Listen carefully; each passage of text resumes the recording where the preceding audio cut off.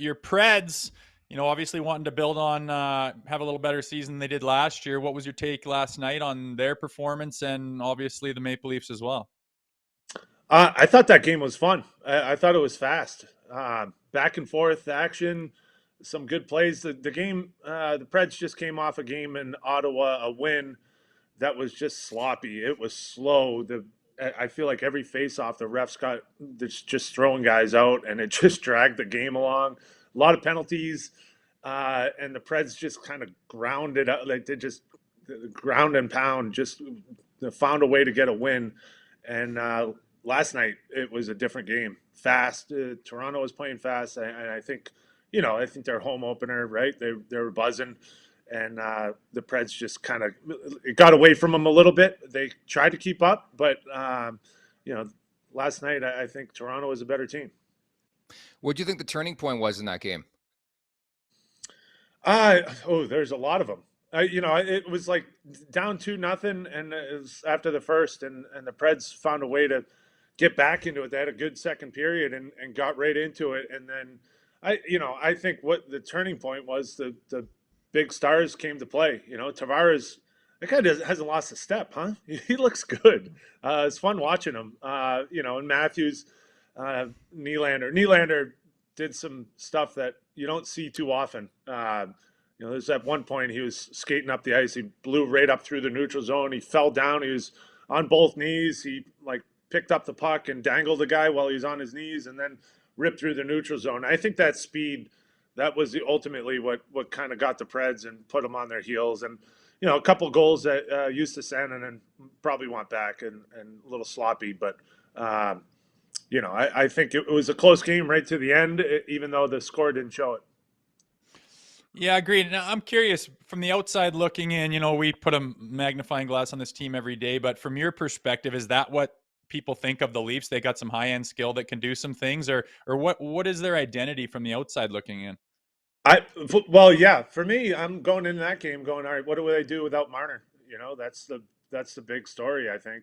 I think they're probably a better bottom six, right? I think they're stronger. They're a little heavier. Um, I think they got some young kids. That Cowan kid is fun to watch, huh? I mean, he Yeah. battles, he competes. I just think they have to change their identity a little bit. I think they're good on the back end. I like their back end. I think that's going to be more playoff true. I like some of the additions that they made over the years, because I feel like that was the weakness. But I was looking at who's Matthews going to play with.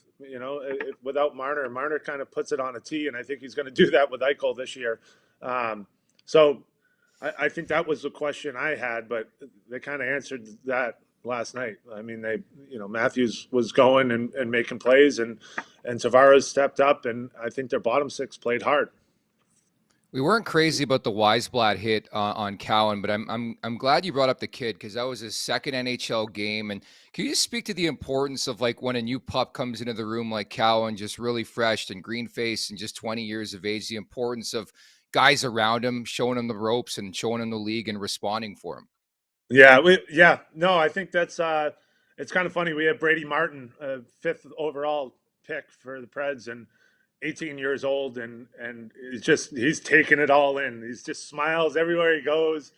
He played the first two games and then sat out these two road games, and they're just kind of managing how he grows, how he becomes an NHLer, and it's tough. I remember Joe Thornton was my teammate, and my rookie year, he was a rookie. He's 18 years old, and he played 5 minutes on the fourth line. He was playing with Ken Baumgartner, and they went out there and mucked it up for their 5 minutes, and Joe would get in a fight, and it was it wasn't his skill game that we all know Joe Thornton for, but he had to break in the league like that. And now you got Brady Martin was centering O'Reilly and Forsberg, and Cowan is playing on the top line. He's playing against the best defenseman in the league. It's really hard for these guys to kind of learn the game, but they have to learn it in a skilled top six position, and that's the way they're doing it. I think you have to hold his hand a little bit, but also they got to step up and show that they can do it, and not just for a couple games. but over the season, there's ups and downs, and there's your confidence is high, and then it falls off, and then you're super intense. Like, what do you do on an off night in you know in nowhere? You're playing against a team that's not very good. Can you bring it then? Can you bring it on the big games? Can you match the intensity of a speed game? And so I think is a lot that needs to be learned, but I think teams are so patient now with these young guys, and they have to be, because in 2 years, 3 years, they're going to make 7-8 million over 8 years, and so they got to put their feet in the water. Yeah, and playoff performance is a big thing too that I think some of these younger guys struggle with at times. And speaking of which, you've won a Stanley Cup, and you know what that looks like. The Maple Leafs window to win is now, and this is the time that they need to try to make some hay. And what is it that team that you were on, Pittsburgh Penguins in 2009?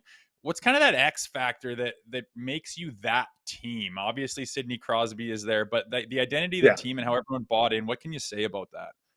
I the more and more I look at it, and the more I kind of learn about the game, the more I see that, like, you need your horses to get you there, right? It was like in Pittsburgh, 2009, it's Crosby and Malkin, Sergei Gonchar. Like, we had horses, Letang, like big players. Fleury was awesome in goal. You need goaltending, obviously, but hey, Game 7 in Detroit, and who is our hero? Is Max Talbot, and no one saw that coming, and he scored 2 goals. You need other guys to step up, and now I look at it, you need to blend. It's really hard, and I see GMs trying to time it, like where you can get, like, is this Cowan going to be legit? Can he contribute in a playoff game? Can he get you that win? Can he get you that big goal? Can he make that big play? Do you have the role players to kill the penalties when you need it? Because the power play is going to be huge. If you want to beat, if you want to beat Edmonton, you got to stop their power play somehow. They can just roast you. McDavid and Draisaitl will buzz. And so if you want to win a cup, you have to have all those facets in. And with a salary cap, you need to match it with your young talent, with the veteran guys. It's just so hard to do. And I think the big separator is what Florida is doing, is their grind guys are their stars. Like you have Bennett and Marchand, and Barkov is a beast. Like, they're not soft, but they're skilled as hell, and they make you pay. And I think Preds are coming to Montreal and watching a team that's fast as hell. Like, looking at I'm watching some of the film, and it's like Hudson is buzzing out there, and Caulfield and Demidov, and like all these guys are awesome. They're so fast. Can they be those impact players when it matters in the playoffs? Like, I think that's what you're looking for. And can you balance that salary cap with veterans and young guys?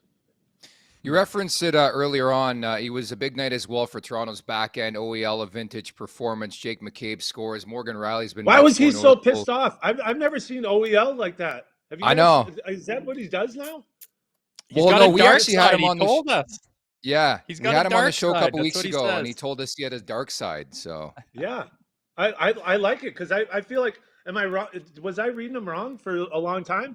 Like, I feel like he was just like a skill guy. He's not soft, but he wasn't like he played with an edge. He was pissed off, and like, I thought he was great. I mean, that's what I feel like.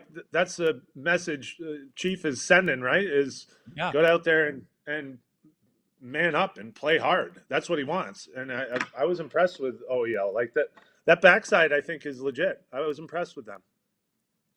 Well, yeah, he's I think he's one of those guys, exactly like you say. He realizes there's a need on the team, and he's a veteran guy, and he's a guy that recognizes, maybe I need to do things different. And so many guys get narrow-minded, and this is what I do, and that's the end of the story. I think you'd be wise to look around the league and say, what's successful right now? What is this team lacking, and what can I do to help? And he seems like one of those guys. And the pressure in Toronto, like, you played in Toronto as the Maple Leafs. What was your take on it compared to the other markets that you played? And I always like to ask guys that, like, do you notice a concise difference between that market and others? Yeah, 100%. I feel like they can build you up, and they can tear you right down. And if you listen to them when they're building you up, then you think you're better than you are. And if you listen to them while they're tearing you down, you'll cry yourself to sleep every night. I think there's a lot of fans that really aren't paying attention, that just kind of bandwagon and jump on. One guy said you didn't play well, and so I'll go along with it. I feel like they swarm on you, and then the media jumps on top of it, and they just love to beat it to death, and so it's really hard to get away from. The media and the fans' reaction, and they've done it to too many guys, too many players that are good. What is it, Larry Murphy? I think they destroyed. Brian McCabe was one of the best teammates I ever had, and the media didn't like him for whatever reason, and I didn't understand it. I think that was the struggle in Toronto. I'm hoping that has changed a little bit. I feel like they're with the success that they've had, and maybe the lack of success in the playoffs, they roll over on the playoffs. But I feel like I'm hoping that changes around, because Toronto really does deserve something good. Like, they deserve fans to be appreciative. You go to Pittsburgh, you lose 7-1, and they'll be cheering for you after the end of the game. Hey, we'll get them next time, guys. Let's go. We love you. They're right behind you, and you can bounce back. And in Toronto, that just doesn't happen. Yeah, I'm not sure you had a beat on things, but literally 24 hours before you guys rolled in, the sky was falling after losing to Detroit for back-to-back games. Exactly. Yeah, exactly. Like, what are you going to do? Like I was saying before the game, is this a must-win for Toronto? The Leafs are 3 games in, and they have a must-win game. That's not fair. It's the expectations are too high. We were talking about Luke Shen. Hey, Rosie, Luke is one of the best. He went into Toronto as a rookie, and he played awesome, right? And everyone loved him, and they're just pumping him up, and he's the best, and we love this guy. He's going to be the best defenseman. And they didn't let him fall into his role. They expected him to be this marquee defenseman. And, with all due respect to Luke, he wasn't that guy. He was a good, solid, and he still is as strong as an ox. He'll fight. He's so important to a team, but he wasn't that guy. And they wanted that guy, and they just wouldn't let it go. I feel like, they tried to build him up into something he wasn't, and it's unreal expectations. Yeah, in this market, I notice when we get a guy who's coming off a hot career year, and you had to pay out the ass to get him because he was the hot free agent, and then you expect to put him in Toronto, 1,000 microphones in his face, everyone's got the expectations, and you expect him to play in that market and be better than he was last year, which was maybe the top of his potential, and it's just a recipe for disaster. So we try to be conscious of that on this show, but I also think that that we fall victim to it too, of keeping the expectations too high. And you go through it every single day with a fine-tooth comb, especially now when the time to win is now, and you think they're good enough, but they've faltered at all the wrong times, and you come in there and think you got the answers. It's tough balance for sure, and there's so many people doing it. Just the pure volume of media in Toronto is pretty much hard to ignore for those guys. Yeah, no, I totally agree, and I think that's one of the things, because I hate to say it, Rosie, but hockey players are human, whether you want to admit it or not. It affects you when you walk off the ice and you have a bunch of mics telling you that you're the best. You feel pretty good about yourself, when they tell you you're awful, it hurts, and you wear that, and it can be exhausting. Make sure to check out more of our content right here on the Leafs Nation YouTube page. We got long-form interviews, we got clips, we got epic rants by Jay Rosehill. We simply have it all. And don't forget, you can find out much more at theleafsnation.com. Thanks so much for watching.